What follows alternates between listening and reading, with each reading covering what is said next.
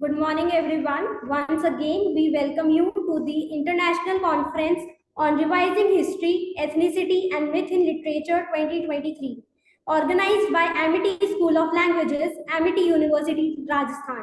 We welcome you to our technical session 10, day 2. I am Riya Bhargav. And I, Shivam Tiwari. We are the host for the session.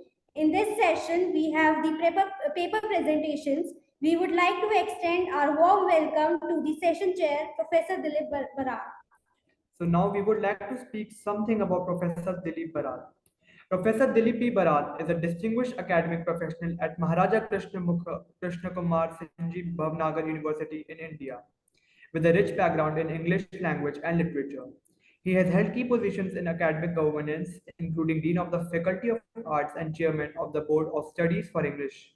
Professor Barat is actively contributes to the assessment and accreditation of the higher education institution as a NAC assessor, emphasizing his commitment to promoting educational excellence with over 26 years of teaching experience. He has guided numerous students and engaged in various research projects, focusing on integrating technology and teaching English literature and language. His extensive work includes critical publications, research articles, and blogs, demonstrating his profound impact in the field.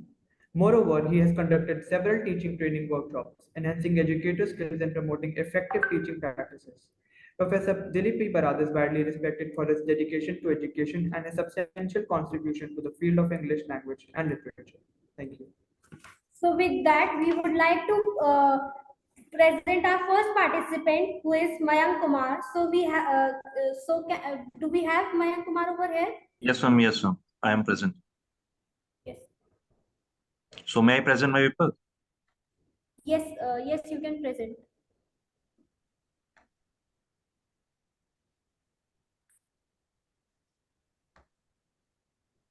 Is the screen visible? Yes, sir, it is visible.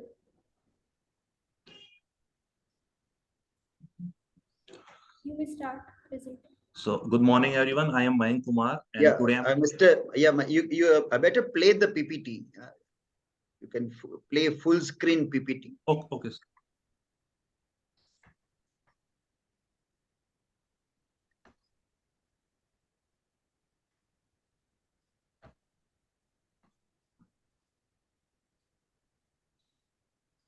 We are seeing the list of slides in one panel. That should not be visible. Only the main slide should be visible.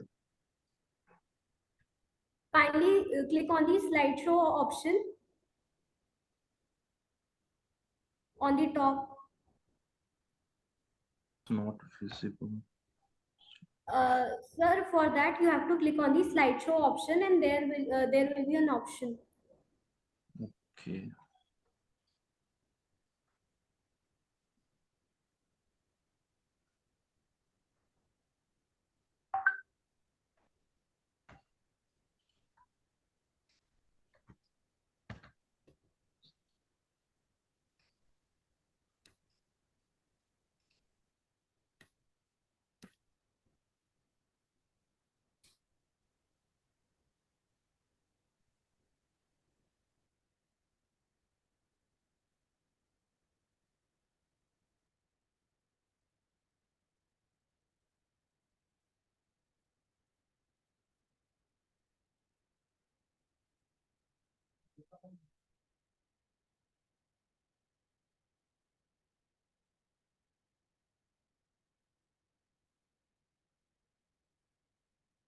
Sir, you need to click on the slideshow button, and then there will be an option to present this.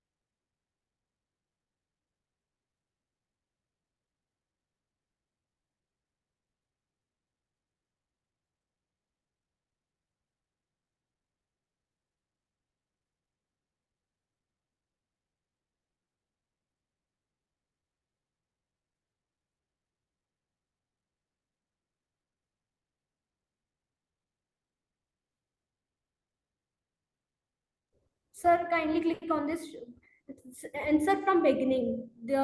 In the below there is the first option is from beginning, so you need to click on that option.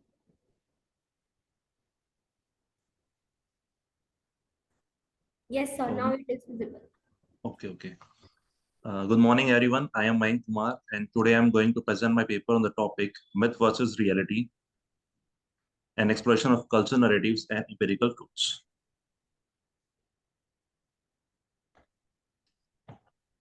Introduction. In the realm of human experience, narratives hold a profound and multifaceted significance.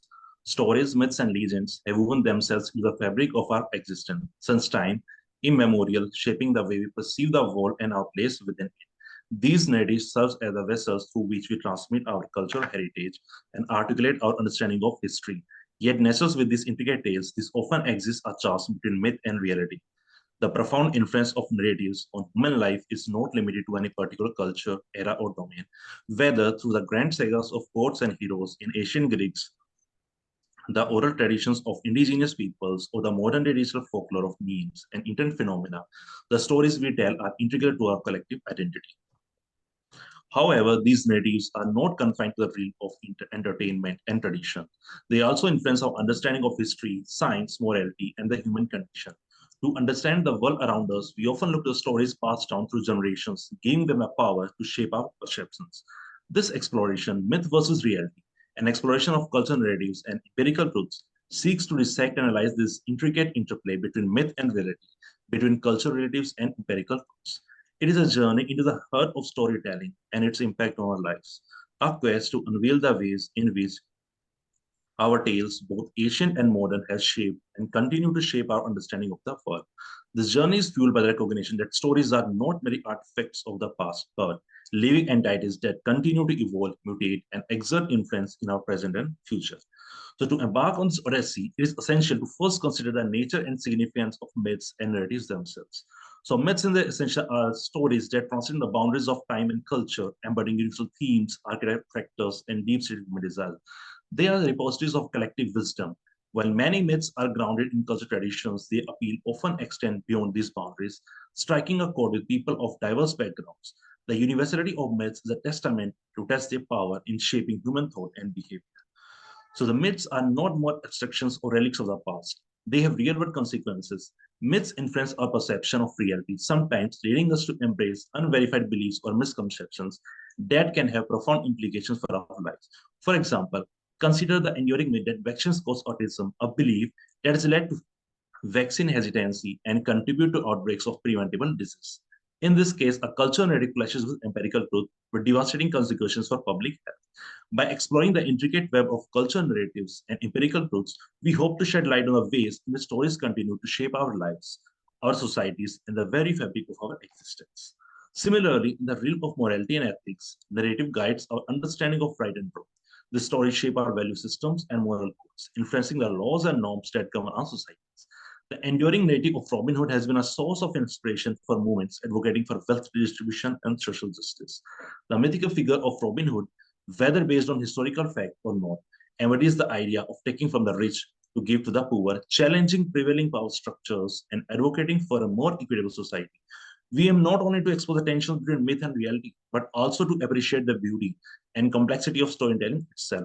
So narratives are the vessels through which we make sense of our world, and understanding their impact is integral to understanding themselves. In examining the interplay between myths and reality, it is essential to acknowledge the role of modern media and technology. In a digital age, information spreads at fast speed and narratives can emerge and evolve rapidly. Memes, wild stories, and internet phenomena often take on a life of their own, influencing public opinion and behavior. So this has both positive and negative implications, from mobilizing support for social causes to disseminating disinformation and conspiracy theories. The power of narratives to shape our perceptions and actions has never been more evident than the age of internet. As we delve deeper into the exploration of myth versus reality, it becomes clear that it is not a simple binary distinction. Myths are not necessarily false, and reality is not always devoid of story. Rather, these two realms intersect and interact in complex ways. Myths can contain grains of truth, and empirical realities can be framed and interpreted through a lens of narrative. This complexity invites us to navigate the dynamic interplay between these dimensions, to consider the power of myth in both shaping and reflecting our understanding of the world. So the chapters that follow in this exploration will take us on a journey through time, culture, and human experience. We will unravel the stories that have defined civilizations, illuminate scientific discoveries, and driven social and political change. We'll synchronize the collision of narratives with empirical truths and delve into the consequences of this collision. From the Trojan War to the myths of creation, from scientific breakthroughs to moral dilemmas, we will traverse a rich and diverse landscape of stories that have left an indelible mark on human consciousness.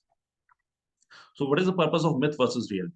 So, to embark on a profound intellectual journey that transcends traditional boundaries and delves into the complex interplay between myths, narratives, and empirical truths. This exploration is driven by a multifaceted purpose aiming to shed light on the significance and consequence stories we tell, both individually and as a society. The first and foremost purpose of this exploration is to critically examine the cultural narratives that have shaped human societies across time and space.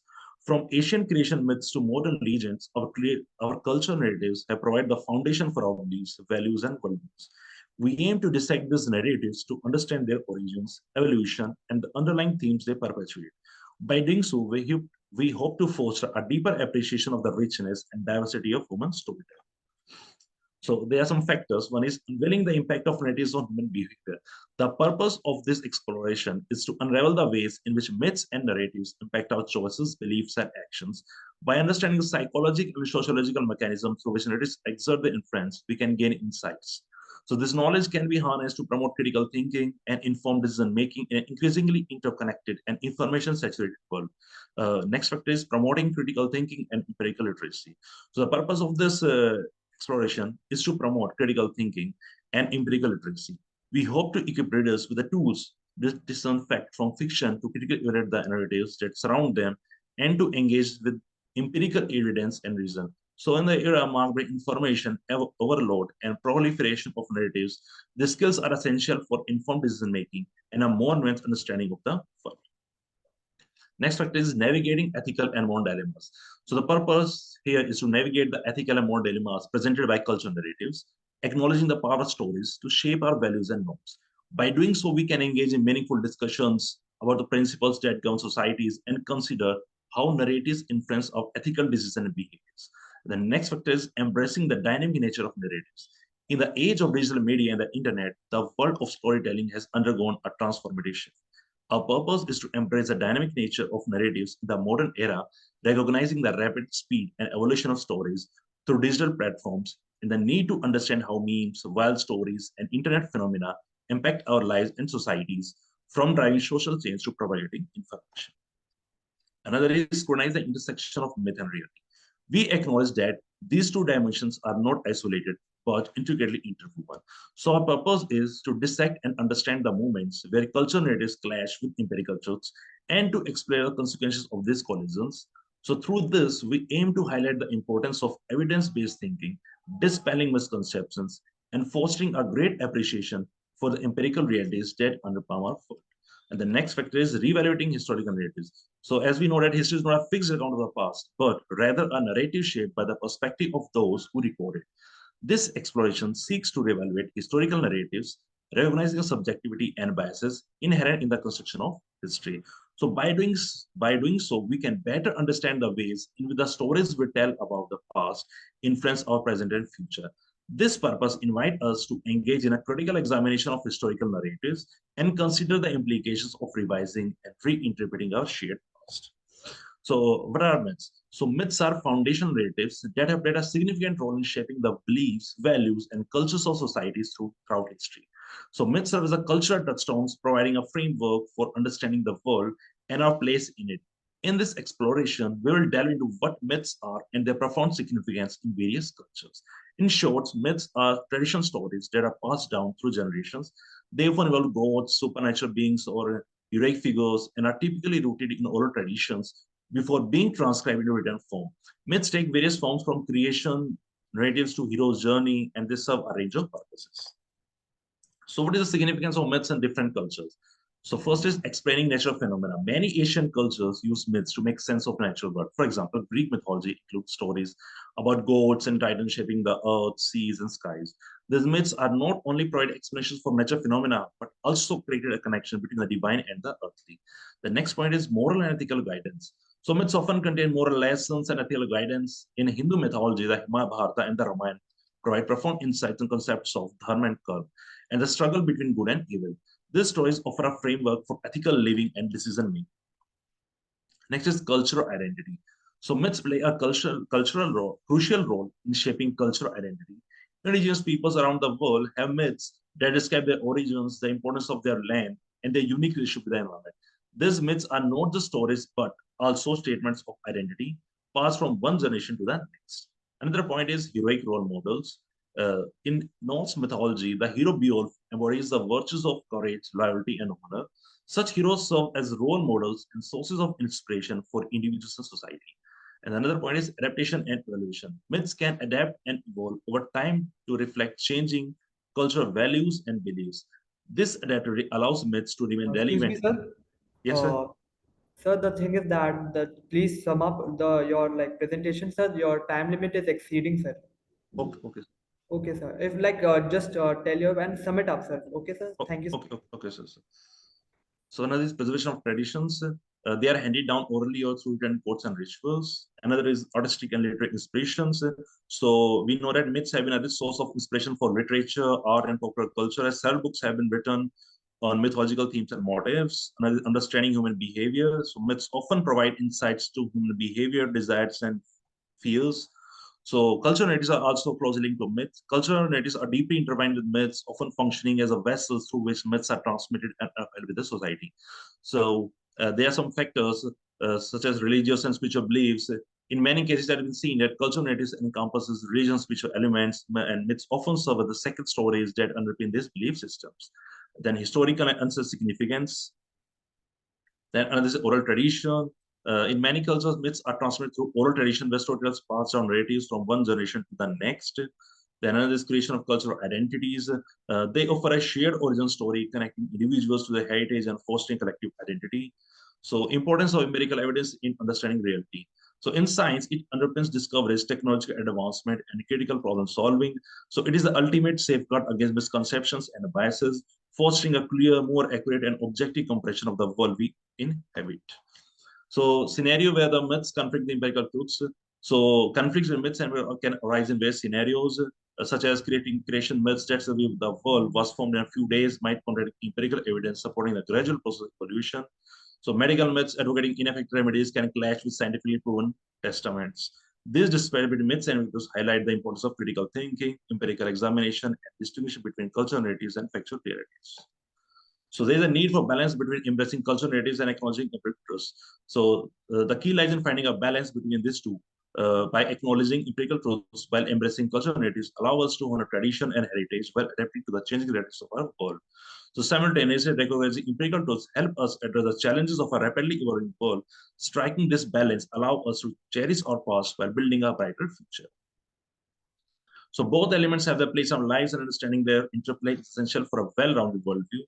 Empirical truths rooted in scientific inquiry and evidence offer a reliable path to understand the physical world and solving practical problems. So the conclusion of the paper is that as we conclude, it becomes evident that this dynamic relationship holds profound implications for our understanding of the world, our personal growth, and evolution of society. Throughout this exploration, we have witnessed the power of myths and cultural narratives in shaping our identities, providing moral and ethical guidance, and uniting us as communities. These narratives offer a sense of belonging and continuity, weaving the stories of our past into the fabric of our present, thereby influencing your hopes and aspirations for the future. So the critical insight that is that a balance between these two forces is essential. So ultimately, the interplay between myth and reality is a reflection of the human condition itself. It is a testament to our capacity to grapple with the profound questions of existence, to reconcile tradition with innovation, and find unity among diversity. So the exploration of myth and reality underscores the significance of maintaining a delicate equilibrium between the cultural narratives that define us and the empirical tools that shape our understanding of the world. So this balance ensures that we can cherish our past while embarking on a journey towards a brighter and more aligned future. So it is this harmony that we discuss the essence of our humanity and the potential for progress. Thank you and have a nice day.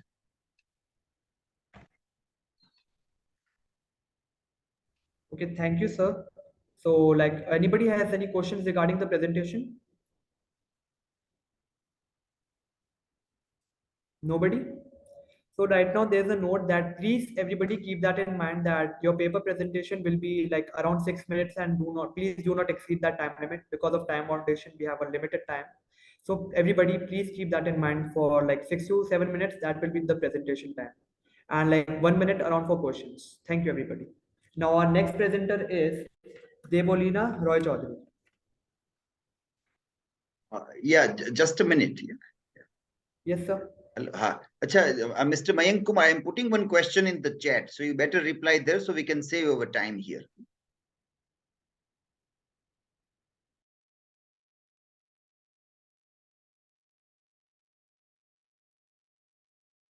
Or we can have a new presenter now. Yeah.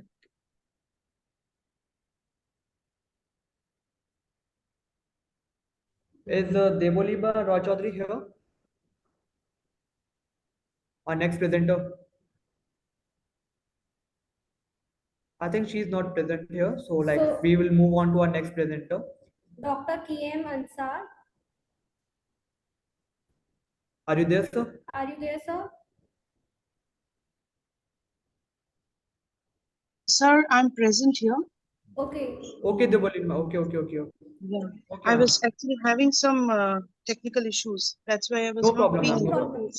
Yeah. No problem. Please, please tell me that whether I'm being able to share my PPT Screen. or not. Please. Ma'am, you can share your screen right now. It is not visible. Okay.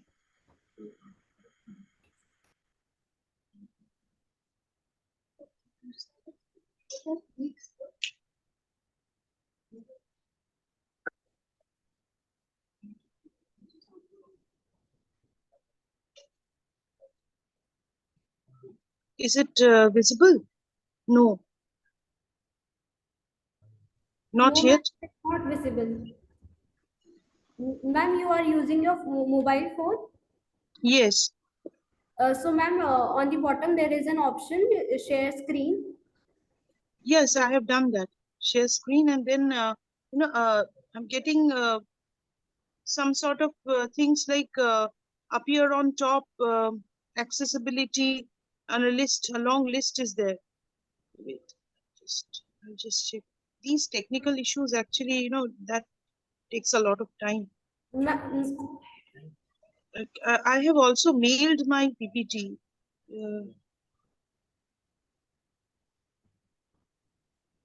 No problem, ma'am. You can go ahead with this. Yes, ma'am. Now the screen is visible.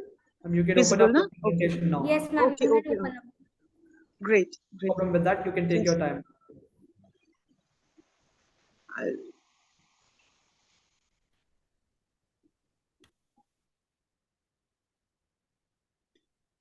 Ma'am, the screen is visible now. Yeah. Thank you Yes, so ma'am. much. It is properly Thank you visible. so much. You can start now. And ma'am, please Okay. keep that in mind. Like it should be around 6 to 7 minutes. Okay, ma'am. No Thank issues, no issues, no issues. Okay, Thank you thank so you. much. Okay. Hello, everybody. I'm Debolina Roy Chaudhary. Today I'm going to present a PPT, a presentation on avian humanoids. The fact is that mythology is something which is all inclusive. Many things are within the periphery of, within the jurisdiction of mythology. In fact, I would say everything is there. Science, technology, psychology, and individual personality, each and everything we can see through the prism of myths. Now, as it is a vast area, I have just selected a drop. I would say it's just a drop in the ocean. And I'm going to talk over this topic, that is avian humanoids. As myths and legends has influenced the world around us, we have seen a lot of inclusions in mythology, and there is a very important part which comes over, that is the avian humanoids. It is a kind of a creature that is presented through imagination, where we see the human and bird amalgamation. intermingling of a bird and a human is present in mythologies. Not only that, there are different creatures, like we have seen creatures like Lamia or Medusa, where we have seen that there's a mingling of human and snake. But here we are going to talk about birds. Now, myths actually reflect life and reality and society and psychology.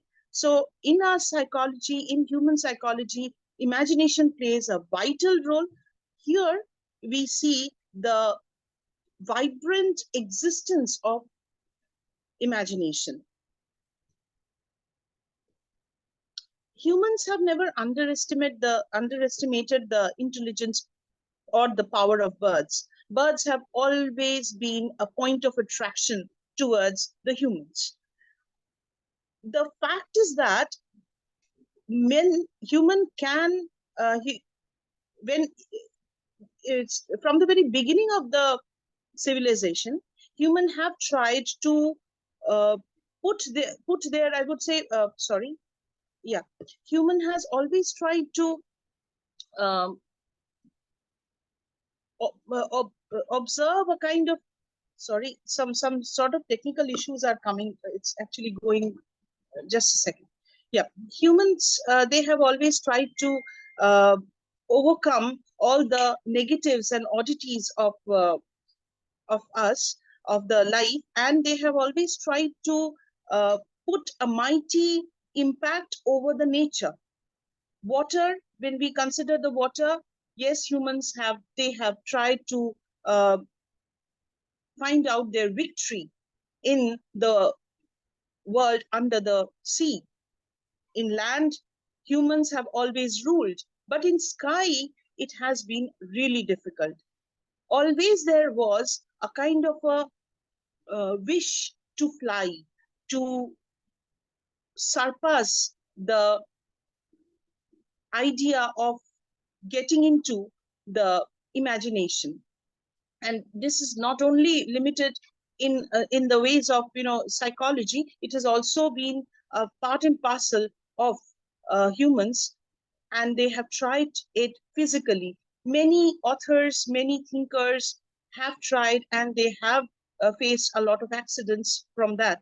For example, I am still remembering a writer, a Russian writer named Alexander Belayev, who tried to who tried to fly without wings, and he couldn't, he fell down.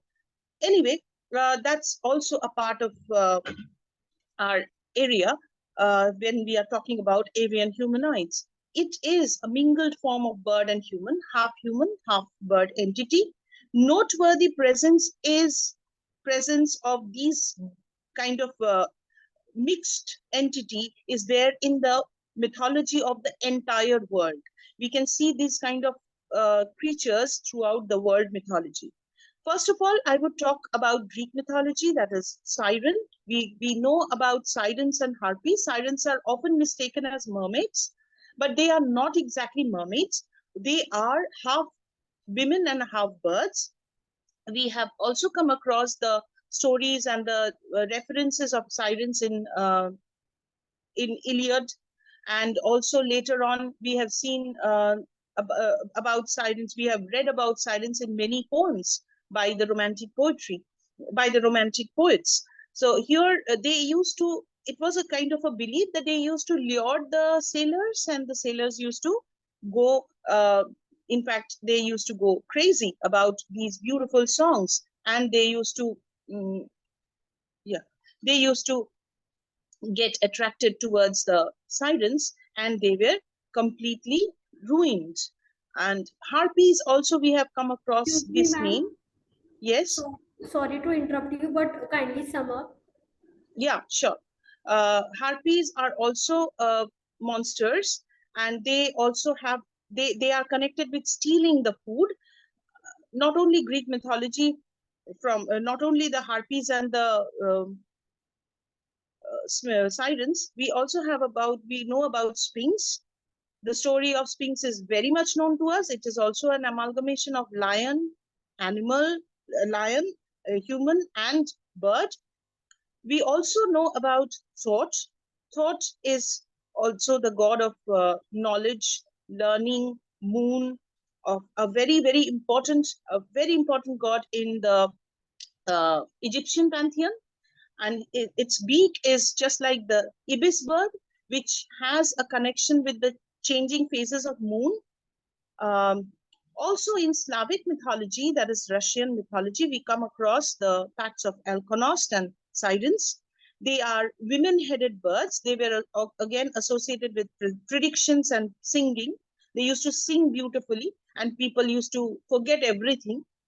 And also we come across the creature, half bird and half human, the Wak-Wak from Filipino myths, and the Manananggal, which is a female version of Wak-Wak. They used to suck, it was a belief that they used to suck the blood from the humans, from the pregnant women, in fact. Ekek is another creature that is found in Filipino myths. In Hindu mythology, we are quite aware of the entity that is Garuda, who was born of Vinata and Kashyap. He is the step brother of the Nagas, and he is the abode of Vishnu, the Vahan of Vishnu. And before going to the conclusion, I would like to also add one thing, that is Kali, the Dasha Mahavidya. In the Dasha Mahavidya context, there is a roop, there is a kind of image of Kali, which is known as the Bagalamukhi.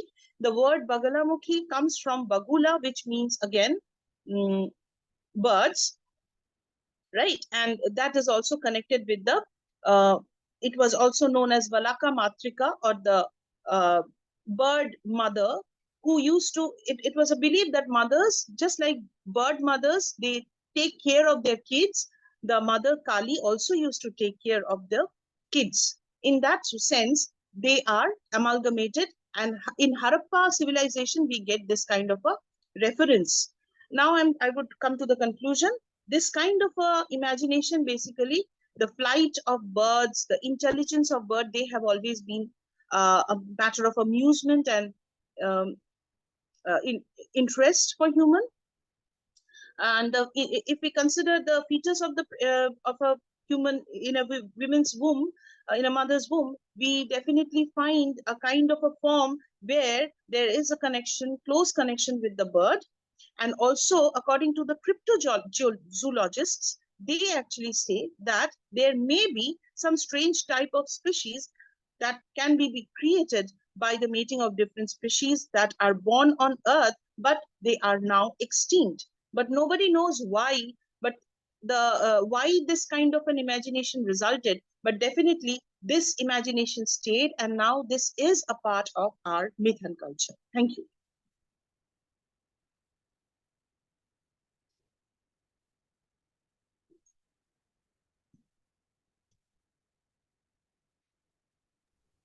Thank you, ma'am. So with that, we would like. Our next presenter is Dr. Sunny Kumar.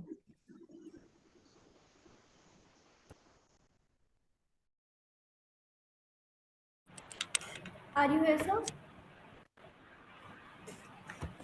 He is here. Okay, sir.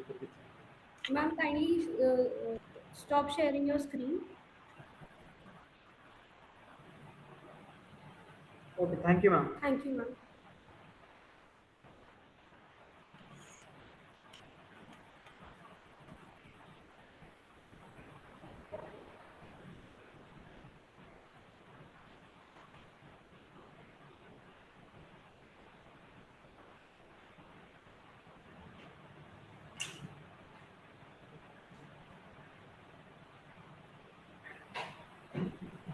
Hello.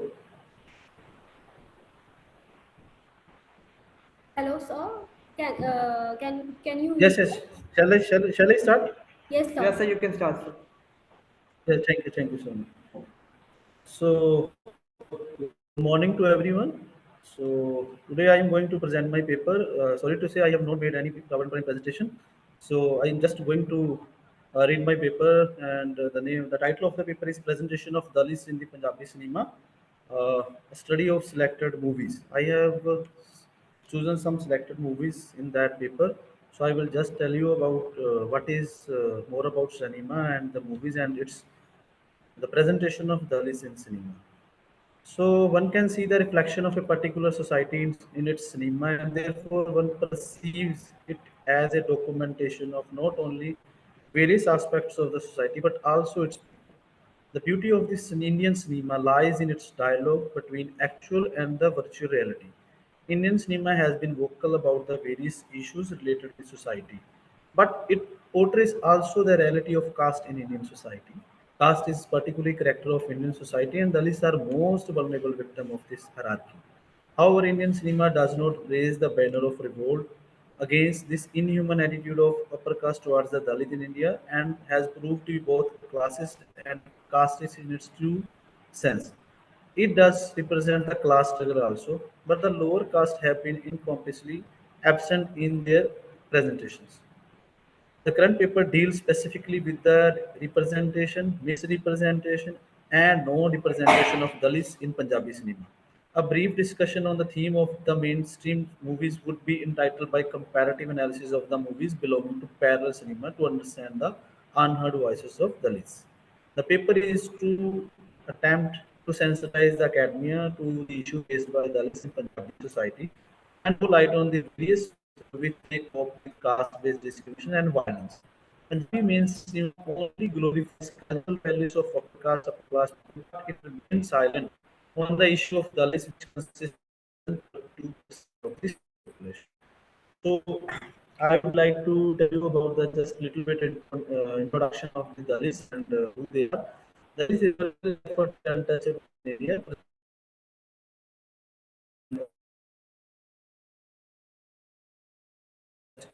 community.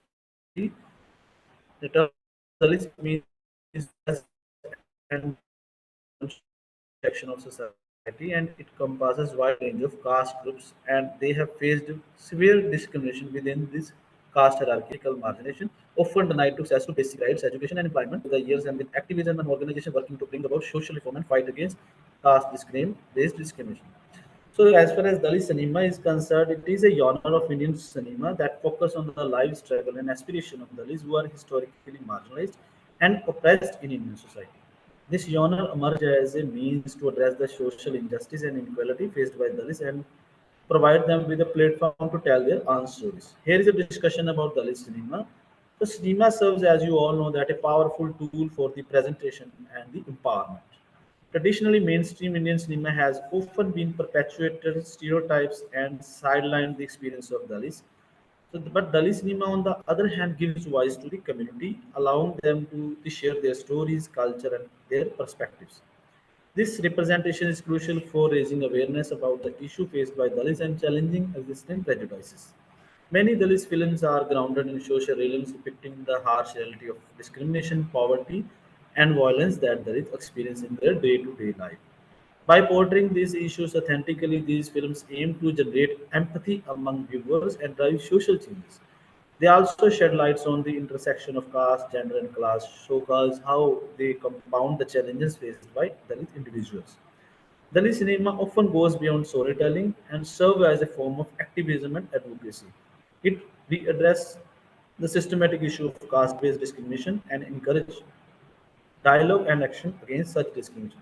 Films like Masan, Fandry, Article 15s have received critical acclaim and brought these issues faced by Dalits into the mainstream discourses.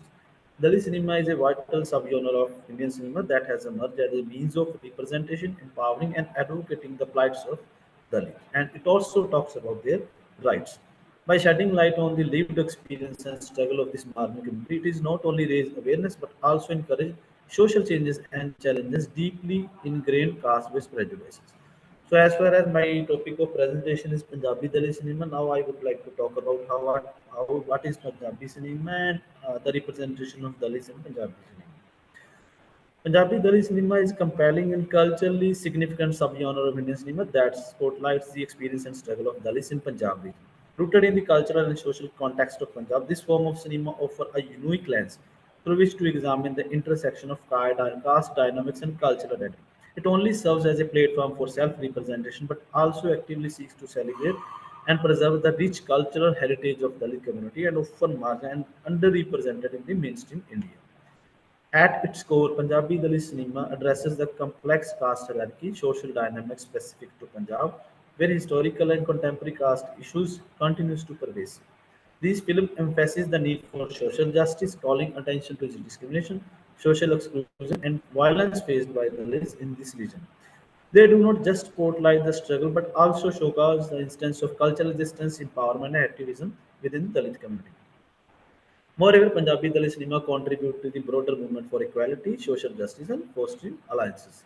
So I would like to tell you more about the movies which I have taken for this paper. While there are several notable Punjabi movies, however, the few that have garnered recognition contribute significantly to the presentation of this paper. Anne Kode Da Daag. This is directed by Gurvinder Singh. This film is adaptation of Gurdial Singh novel, and it is also known for its stark portrayal of struggle and lived experience of Dalit in Punjab, especially in rural Punjab. It captures the economic hardship, social discrimination, and power imbalance that Dalits face in this region.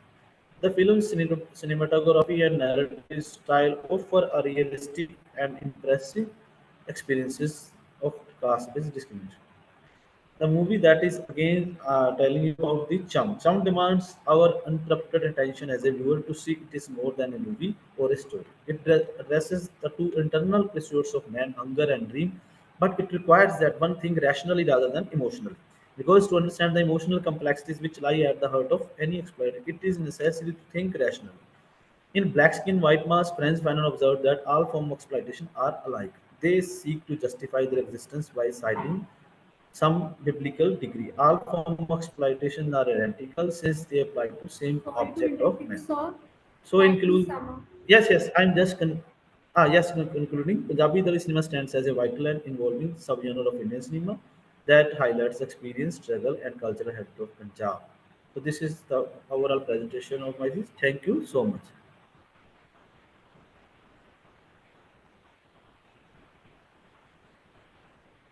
Thank you, sir. So with that, we have our next participant, that is Miss Natalia D'Souza.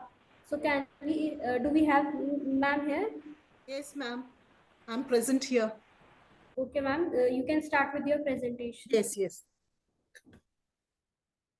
Yes, Ria Bhargav. Hello. Yes, sir. Yeah, Hello, sir. I think the previous speaker, Debelina, there is one question for her, so she should be reminded to reply that. And I think the presenter should remain present in the session, or are they allowed to leave after making presentation? They have to be present here, sir. They have to be, no? So yeah, please send a reminder somehow to her to remain present and also give a reply here. Yes, sir.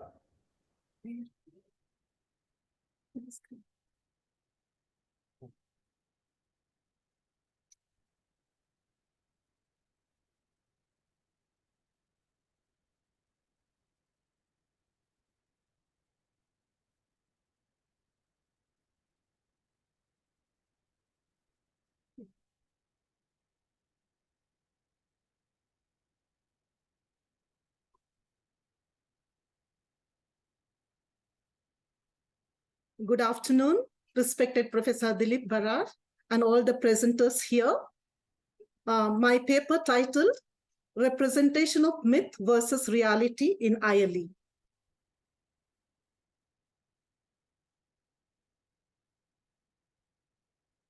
According to Karl Popper, myths may be regarded as that which at the time of their making were believed to be true, but which today may be recognized as untrue. Naval Ravikant defines, clear thinkers take feedback from reality, not society. I base my presentation based on these observations. The focus of the paper is to unveil the reality shrouded by myths, the plight of women and women's empowerment, which also includes the right to education for women in India.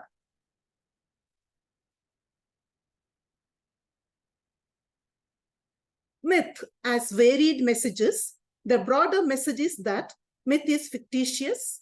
For example, in the Indian epics of Ramayana and Mahabharata, the reality is blurred as against the reality is pursued.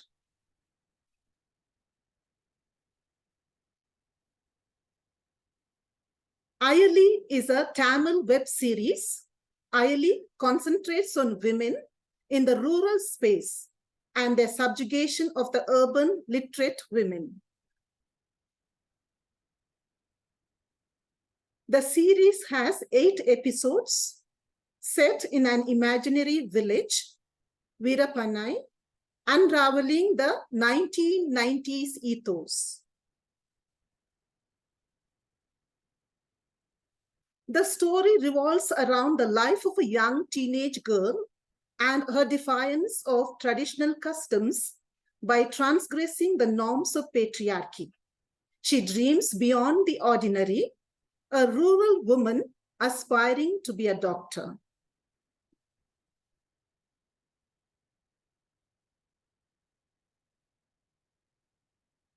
Belief in Ayali caters to the traditional patriarchal practice that girls should be married upon attaining puberty.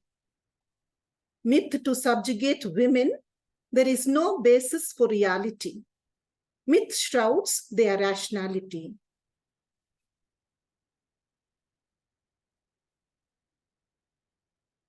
Male and female characters are depicted to fulfill the cultural and traditional ethos of the village. Women have no space emotionally and physically. The main protagonist, Selvi, represents modernity and breaking mythical notions. She is seen as progressive, but since she occupies the rural space, she is seen as deviant. Hence, the paper concludes how myth can harness patriarchal beliefs and the agenda about framing the norms to suppress women. This is also how reality and myth collide.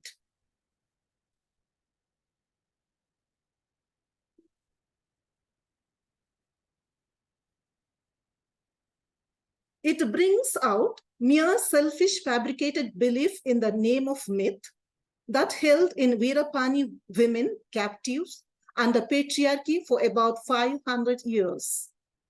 It sheds light on the reality behind so-called consequences of girls' education in the village.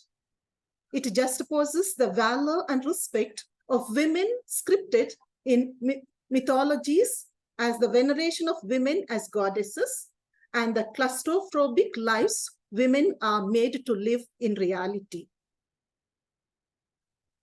thereby making the viewers see the contradiction of myth versus reality. In the case of women's empowerment, especially being challenged even to enjoy the basic fundamental right promised in the Indian Constitution. By bringing this kind of subject to the forefront, the series does offer insightful details about the degree of women's empowerment in India. In a culture that venerates women and denies basic rights, in reality, should be enough a reason to expose a double standard of patriarchy.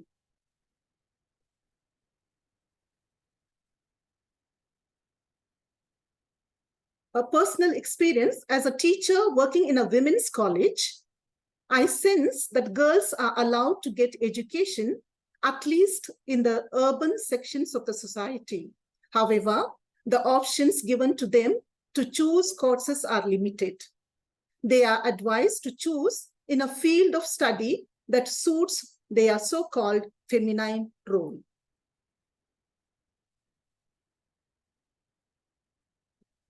Questions the paper raises are, the paper considers questions and prompts us to raise these questions. Whether women enjoy the status of respectful treatment in Indian patriarchal societies? Are mythical description of valor of women welcomed in reality? Why is women's literacy rate still under a representative number? Why do some women become puppets and perpetrators of patriarchy?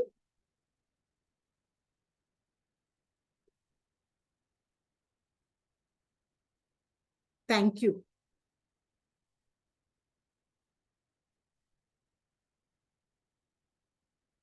Thank you. Thank you, ma'am. So our next presenter is Dr. Roshni Sengupta and Dr. Chandni Sengupta. So do we have them here?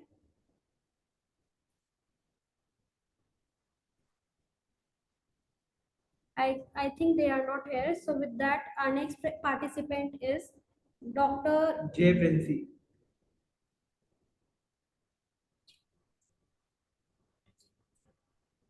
Dr. Jay Princey, are you here?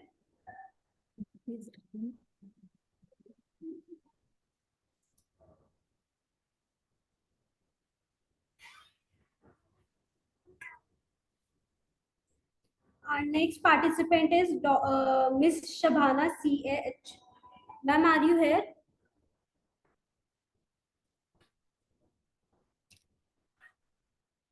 Like, is everybody there? Like, we are taking name, or is there any problem?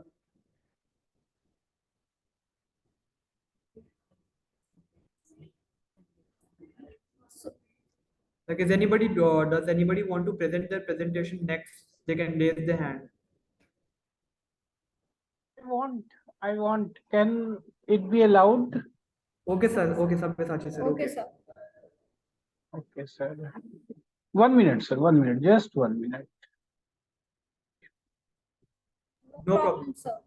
1 minute, sir. 1 minute. Just actually, I'm in office also, and I am not doing. You can take your other time. things also. No problem, sir. You can take your Just I time. am cross culture reality. Yes, sir.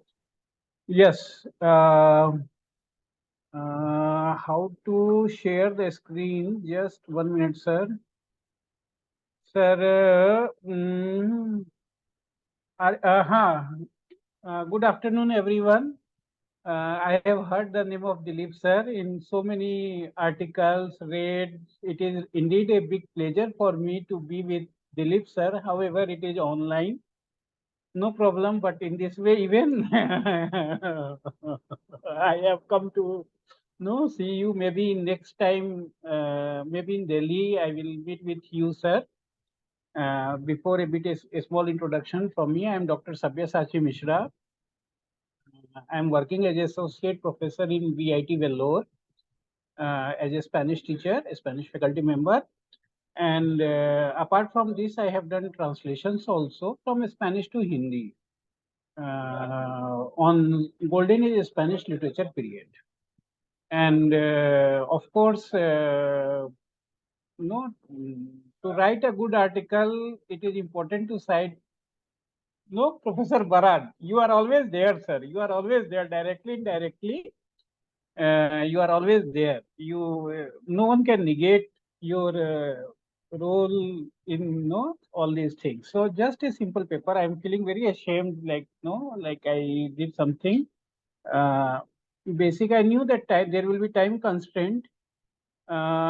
Screen share. How to do a screen share, ma'am? Can anyone help me? Participant, I mean computer, joining on computer. I don't know if reaction, record, share screen. Yes, share screen, cross culture reality. So, sir, are you seeing my session, sir? Are you seeing my screen, sir, Dilip sir? Yes, your screen is visible. Yeah. Yeah. You need to play a full screen presentation. We are seeing the slides now. So slideshow and then from the beginning.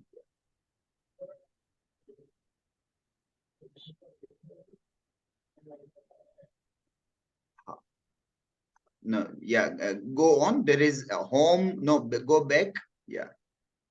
Home? Yeah, insert, draw, design, transition, animation, slideshow. Move on forward.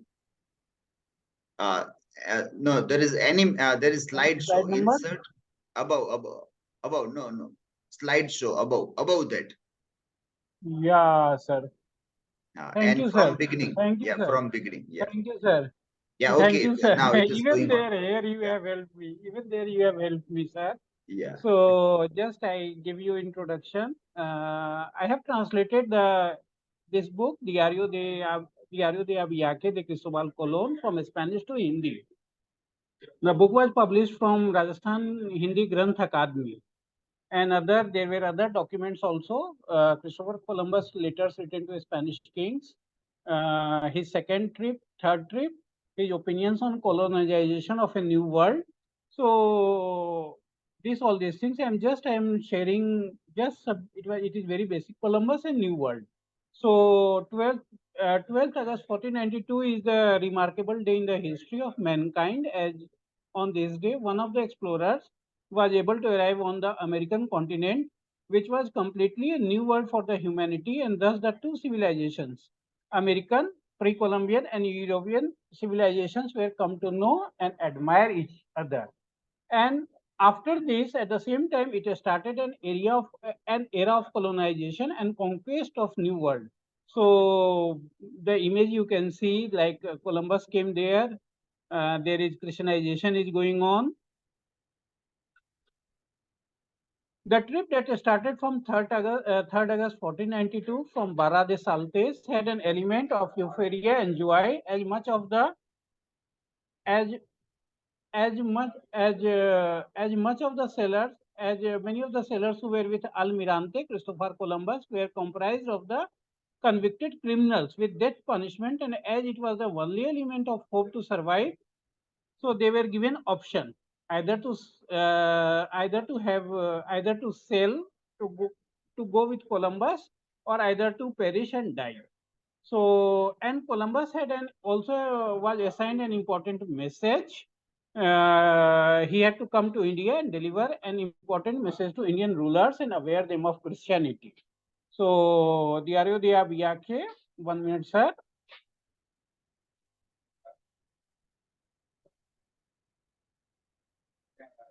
So you can see from the book I have quoted.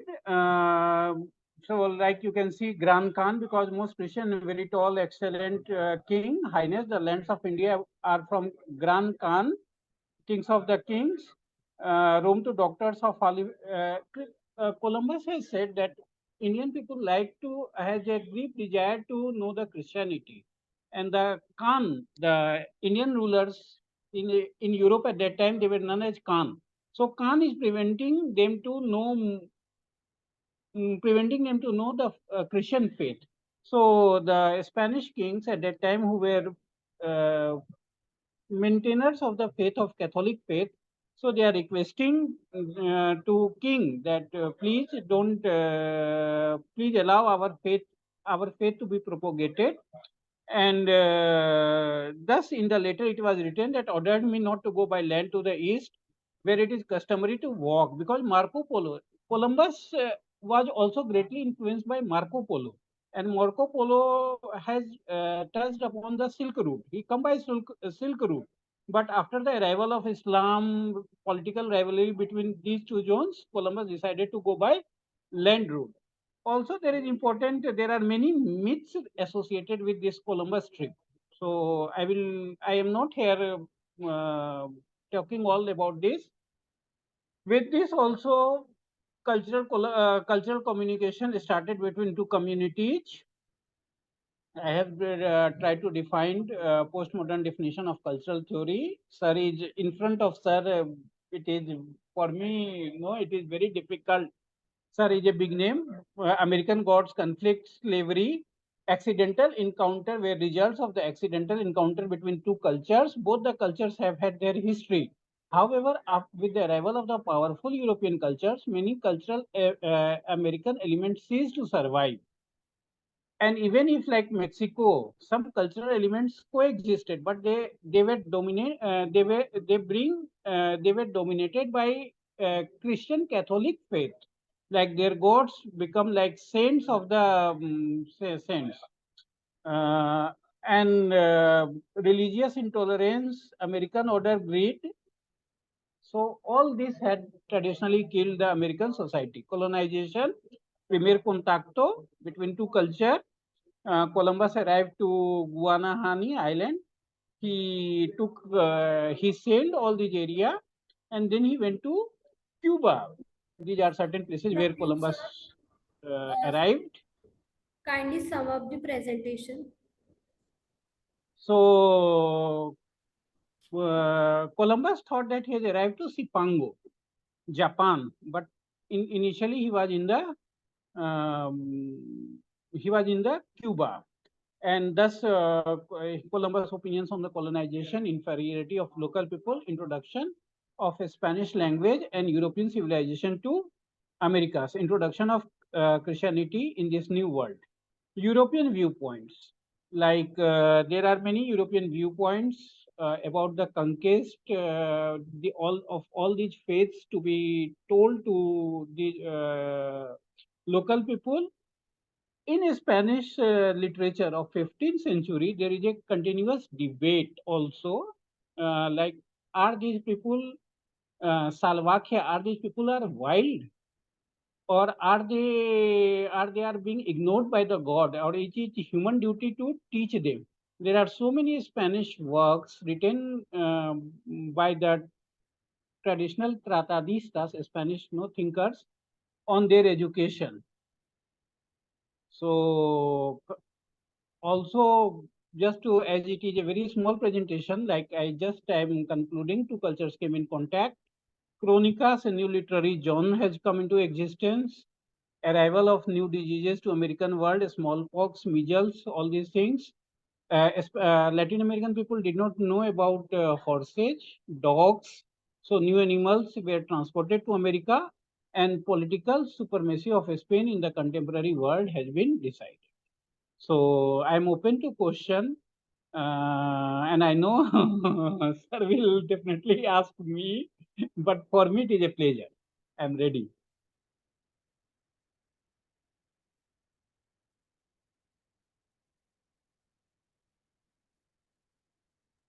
Okay, we'll put question in the comment so we can have a next presenter now here. Okay. Thank you, sir. I close my screen. I don't know how to close sharing. Sir, there will be an option, stop share.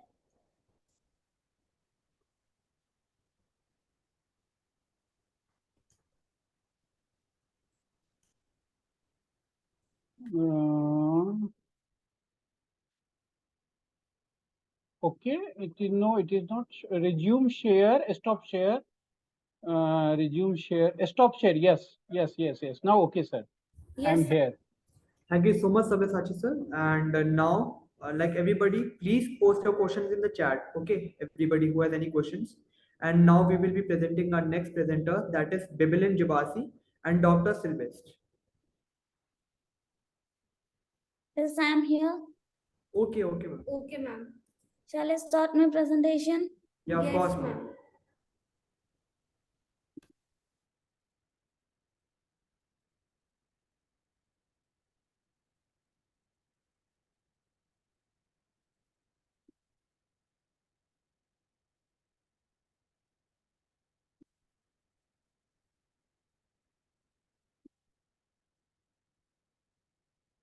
Is my screen visible? No, ma'am, it is not visible.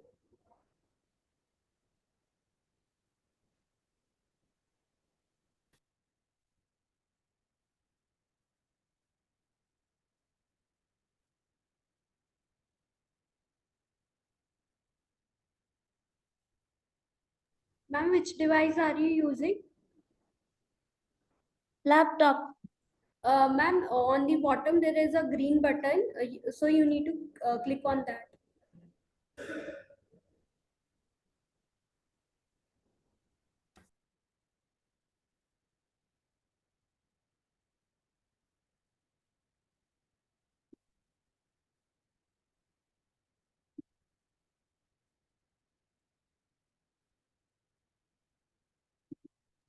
Ma'am, this is near the mute button.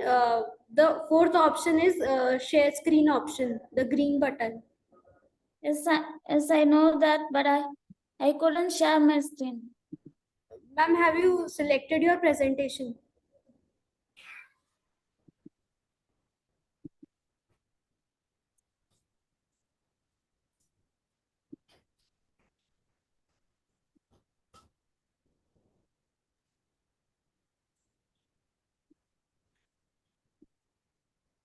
Ma'am, you can mail the PPT to us.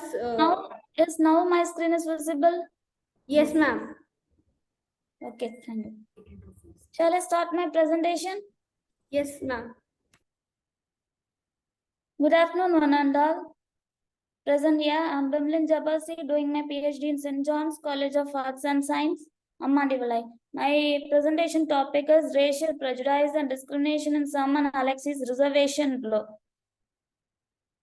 Sherman Alexie is a Native American novelist, short story writer, poet, screenwriter, and filmmaker. He was born in the family of the Spokane Indian Reservation. He employs his writing as a platform to bring awareness to his progression and maturity ideas towards the prejudice and discrimination that are faced by the Native American people in the society. As a Native American writer, he mainly harnesses the struggle faced by the Native American people in the mainstream American society. Racial threat is the postmodern threat to the survival of the planet, and it occupies a sizable portion of Alexie's writing. Alexie's novel, Reservation Blue, provides the example of racial prejudice and discrimination.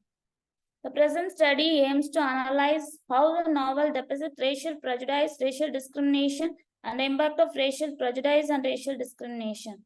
Due to racial prejudice, white people think that Native Americans are powerless, incompetent, and barbaric. White utilize the US military as their strongest ally to preserve their colonial control and military repression, and they expect the Native American people to be submissive and loyal. America has a long history of racism, bigotry, and discrimination. Through his writing, Alexie demonstrates the injustice that still prevails in America. He frequently discusses racism dark side in his work. White people have long harbored racial prejudice and discrimination against Native America, and because of racial animosity, oppression become the main factors. Military genocide, religious integration, and commercial exploitation are the three stages of oppression faced by the Native American people. As they viewed Indians as barbaric, who hampered the growth of white development, Euro-Americans have engaged war with them. As well as conducted massacres against them. As they advanced west, the colonizers seized Indian land and took its resources. The slaughter committed by military is still vividly remembered in Alexie's Reservation Blue. Indians have been physically harmed and diminished for centuries. We can see that from the military agent George Wright claims he saw their Indians' face. He saw the face of millions of Indians beaten, scared by smallpox and forced, split open by baboons and bullets. He looked at his own white hands and saw the blood stain there. Indians cannot stop the oppression and slaughter that will unavoidably follow because of the power disparity between the two sides. White people want Native Americans to appear docile and dependent, and they frequently use the US as an excuse for their US military as an excuse for their military dictatorship and colonial supremacy. While they have been mistreated and given a poor reputation, Indians feel helpless. Due to the Catholic Church's meddling and restriction on reservation, such individuals are typically barred from becoming familiar with their religion and culture. Before they could make peace with their religion, customs, and value orientation to restore their whole identity, they would have to go through a great deal of transformation and pain. As they move between the Catholic Church's imposed tradition and their own native belief, these characters frequently feel dislocated and confused. The traditional culture of many young Indians was so lost to them. Indian youths are preciously like this. They mock their religion, are sought by the society, and fall prey to them. By the character Junior Palatin and others, we can understand how they frequently ignore their own belief. They used to question the superior authority, that means the big mom. They used to drink alcohol and they did not consider taken seriously. They did not take seriously the big mom, and they frequently ignore big mom's advice and rules. Indians are willing to socialize with white people in reservation, but they face racism, derision, and exploitation. The Indians are bullied by the reservation police, many of whom are whites or have a significant amount of white people. Michael Whitehawk, the nephew of Tribal Council President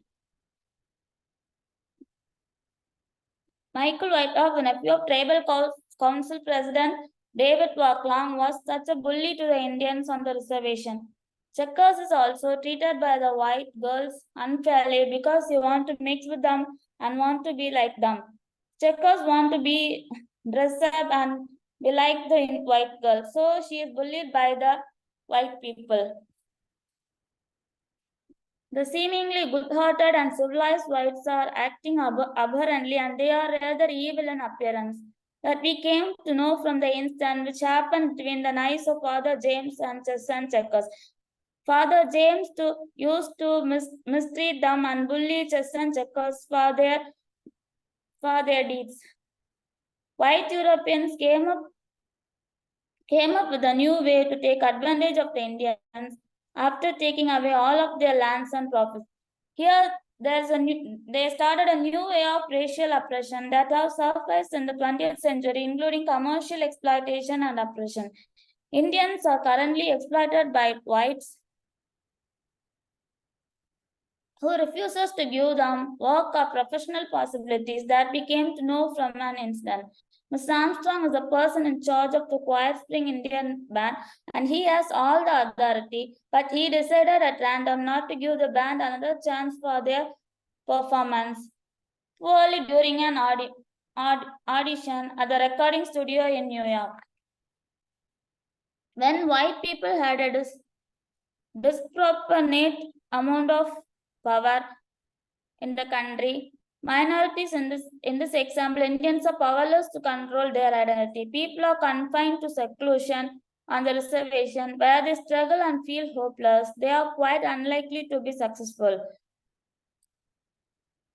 Conclusion: the legacy of militarized rule, which today manifests itself in assault, continues to plague the Indians.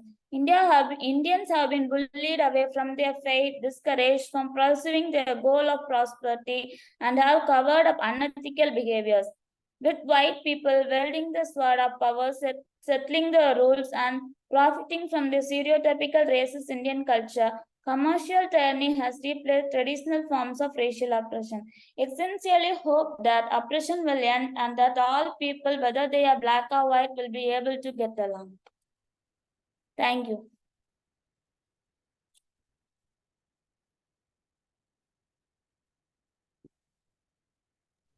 Thank you, ma'am. So our next participant is Shalini M. So do we have over here? I think she's not here. So the next participant is Miss Neha Makin. So do we have her here? Yes, ma'am, I'm here. Okay, ma'am, you may present these now. Good afternoon, everyone. Let me share my screen.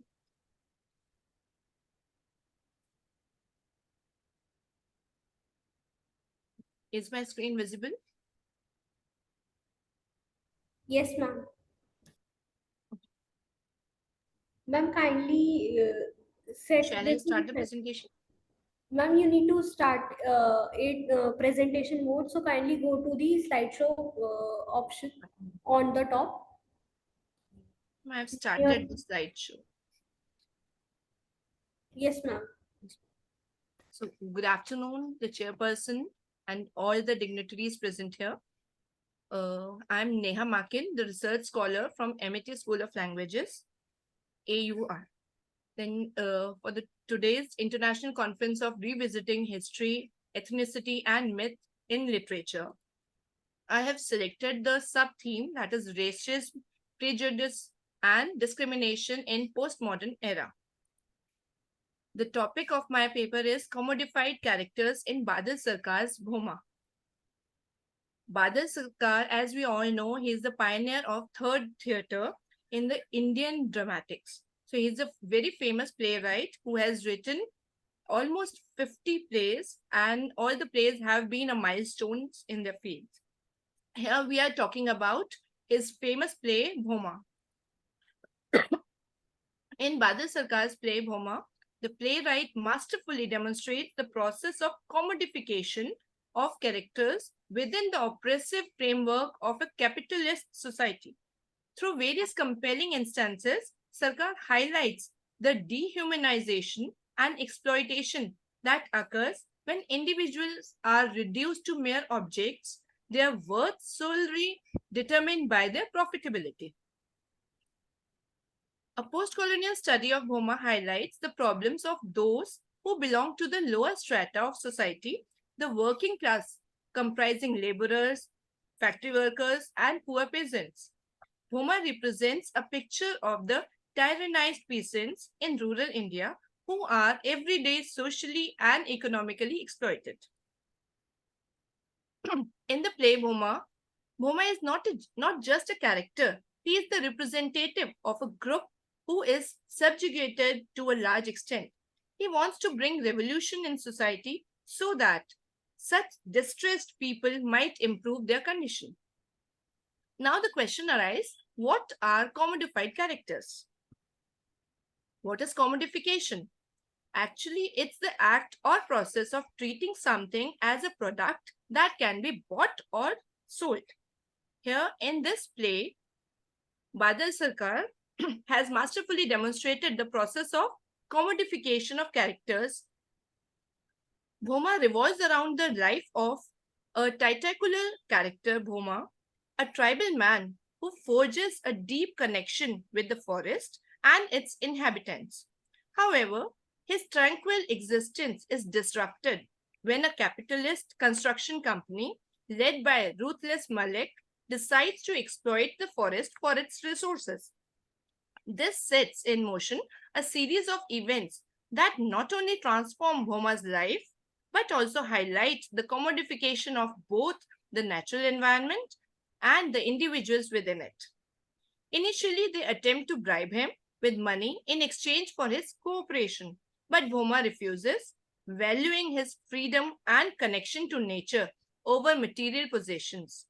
However, as the play progresses, the company forcefully takes him away from his forest and puts him to work, reducing him to mere a tool to be used for the profit of others.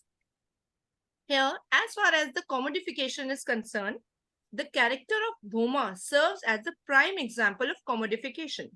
Initially, Bhoma enjoys a harmonious existence, living in intimate connection with the forest and its inhabitants. However, when the construction company decides to exploit the natural resources within the forest, Bhoma's life undergoes a drastic transformation. He is stripped of his agency, his desires and needs are disregarded, reduced to a mere laborer forced to work for the benefit of others. Here, Sarkar depicts the process of Bhoma's commodification as he is no longer valued as a unique individual, but rather as a means to an end, a tool for profit. Sarkar also exploits the commodification of women in Bhoma. The character of Gupta, an employee of the construction company, is portrayed as someone who objectifies and exploits women for his own pleasure. He makes advances towards the tribal women living near the forest, reducing them to mere objects for his sexual gratification. Sarkar highlights the vulnerability of these women who are marginalized and commodified within the patriarchal society, leading to their dehumanization and exploitation. One of the most significant examples of commodification in Bhoma is the exploitation of the forest itself. IDFC லேந்து எனக்கு ஒரு message வந்திருக்கு நீங்க AC The forest, which serves as Bhoma's home and source of spiritual solace, is perceived by the construction company as a marketable resource. The trees are felled, the land is cleared, and the natural habitat is irreversibly destroyed. The car uses this destruction to show how nature is treated as a commodity to be exploited and profited from without regard for its instinct, value, or the well-being of the individuals connected to it. Through these examples, Sarkar effectively highlights the damaging consequences of commodification within the capitalist society. He brings to the forefront the dehumanization and exploitation that occur when individuals and their autonomy are sacrificed for material gain. Sarkar's portrayal of these commodified characters serve as a stark critic of the capitalist system, urging the audience to reflect on their own roles within this framework and the urgent need for a change. Through these instances of commodification, to conclude, Sarkar challenges the audience to reflect on the consequences of a society that values profit over people and nature. He forces us to confront the inherent injustice in reducing individuals and the environment to objects for exploitation, highlighting the destructive impact it has on both human lives and the natural world. To conclude, Bhoma serves as a powerful critic of commodification within the society. Sarkar persuasively portrays the dehumanization and exploitation that occurs when individuals are reduced to commodities for profit. By highlighting the destruction of the forest, the commodification of Bhoma, and the objectification of women, Sarkar effectively conveys the dangerous consequences of a society that prioritizes material gain above all else. Through his thought-provoking play, Sarkar compels the audience to reflect on their own complicity in such a system and consider the urgent need for a change. So it is actually a thought-provoking play related to the sub-theme. Thank you so much.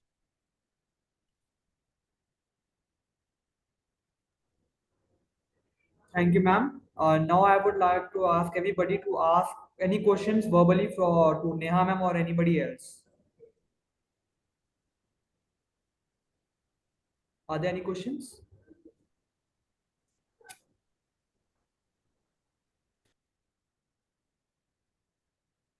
Sir is writing questions and we all are responding, and everything is in the public domain. And sir is also having a very close eye who is not responding or who is not presenting. Yes, sir. So there is a very nice discussion is going on also. Thank you, sir. The questions are really thought-provoking. Yes, to Neha, I can put a question which theoretical proposition are you taking to read this commodification of humans, which you are reading through Badal Sarkar's play? So, sorry, I could not get it. Any theoretical position that you are taking, like any theorist who gave this idea which you are using to explore commodification of humans into this play? So basically, I'm into all this study of the plays which I'm studying, and based on that, the response of the various authors, the reactions of various renowned authors on the study of plays based on the Badal Sarkar's play. Because there are like the post-colonial critics are also looking at this, and the very idea is very Marxist also. So Marxism influenced many thinkers to look at the capital in a particular manner, and how the capital, the motives for the profit is seen as a kind of an evil, which encroaches the spaces of poor people. On that idea, normally people are reading that. So market fundamentalism is seen by P. Sainath. P. Sainath has seen market fundamentalism. Like we have religious fundamentalism, very harmful. More harmful is market fundamentalism in that case. Ania Lumba's book also, Colonialism, Post-Colonialism, tries to look at this idea, and there are many people who are cited in that to see this. Definitely, I'll go through that. So, thank you so Okay, much. so yeah, it's already 1 o'clock. So anybody is left? Our time has also ended. I think it's 1 o'clock now. Yeah, Ria Bhargava, Yes, sir, anybody is there left are now? No, sir, everybody has presented. So we would like to conclude with the thank you note. Thank you to all the presenters for their dedication and helping to make this event so resourceful and informative. Also, a big thank you to you, sir, Professor Dilip Barar, for gracing us with their presence. A special thanks to Amity host for making this event a success. Thank you. Thank you. Sorry. Thank you, sir, Dilip sir. It is really, I would come to know first time, but definitely when I am coming to Delhi, IGNOU, I will definitely, I'm in the course designing committee also for the Spanish course. I have written some chapters, but definitely I'm coming. I will meet with you. Yeah, of course, of course. My Yeah. pleasure. Okay, yeah. Okay, so I'm leaving the meeting. Yes. I also, sir. Regards, sir. Regards. Bye. Okay. Okay, thank you, everybody. Thank you. Thank you, sir.